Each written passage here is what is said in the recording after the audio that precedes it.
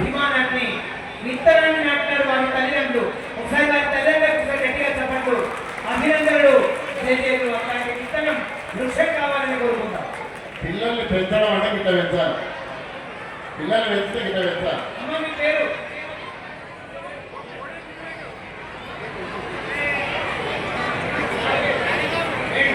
వేణు స్వాగతం. ఒకసారి గట్టిగా చెప్పండి అభినందనలు.